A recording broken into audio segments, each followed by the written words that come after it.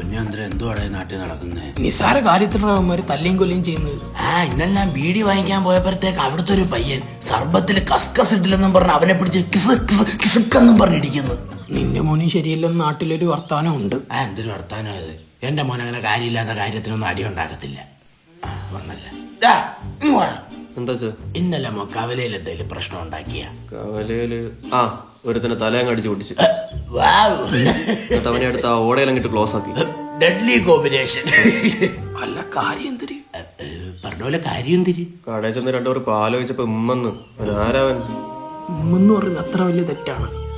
ഇമ്മെന്ന് പറഞ്ഞ വാക്ക് അത്ര മോശം വാക്കാണ്. പിന്നല്ലാതെ അതല്ലേ ദേഷ്യം വരുമ്പോ പെമ്പിള്ളേർ ഉമ്മെന്ന് മെസ്സേജ് അയക്കുന്നത്. എനിക്കാണെങ്കിൽ അത് കാണുമ്പോ കലി വരും. അപ്പോഴാ കേൾക്കുന്നത്.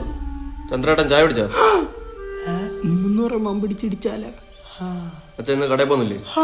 പിന്നെ എനിക്കിന്ന് രാത്രി ചിക്കൻ കറി വേണേ. ചന്ദ്രേട്ടാ പോട്ടെ. ചന്ദ്ര ഒരു ഉമ്മട്ടായിരുന്നു അടി പൊട്ടിക്കായിരുന്നു. ഉണ്ടാക്കിയത് എന്നോ രണ്ടാമത് കമ്മത്തെയും കൊല്ലയിന്. ഇവനെ നാട്ടിൽ നിർത്തിയ പ്രശ്നമാ. എന്നാ വീട്ടിൽ നിർത്ത്.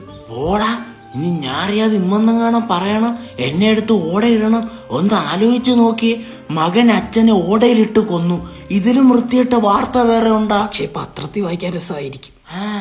വേറൊരു വാർത്തയുണ്ട്. എന്ത്? അച്ഛന്റെ കൂട്ടുകാരനെ മകൻ മൺവട്ടി വെച്ച് തലക്കടിച്ച് കൊന്നു. കാരണം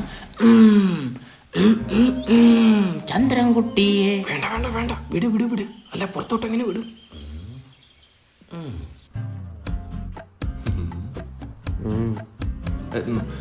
മദൻ സാർ, എന്താണ് ഇവനെ ജർമ്മനി വിട്ട് പഠിപ്പിക്കാൻ കാരണം?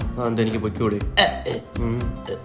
ചോദിക്കല്ലേ സാർ, ഇപ്പൊ കേരളത്തിൽ നടക്കുന്ന കാര്യങ്ങളൊക്കെ അറിയുന്നില്ലേ? പിന്നെ പിന്നെ അങ്ങനെ ഞാൻ ഉണ്ടാക്കിയവൻ കാരണം പോലീസുകാർക്ക് ഒരു കേസ് ഉണ്ടാവരുതെന്ന് എനിക്കൊരു ആഗ്രഹമുണ്ട്.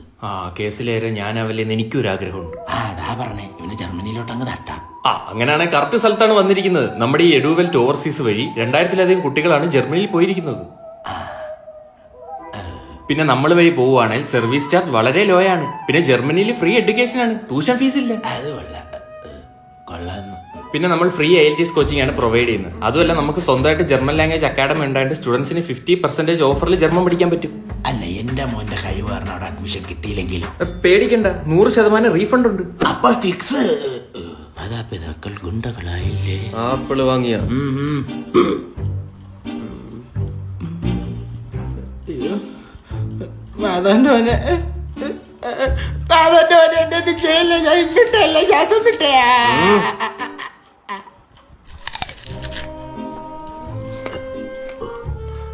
കേരളത്തിലെ വായനക്കാർക്ക് വായിക്കാൻ ഒരു വാർത്ത ഒഴിവായി കിട്ടി.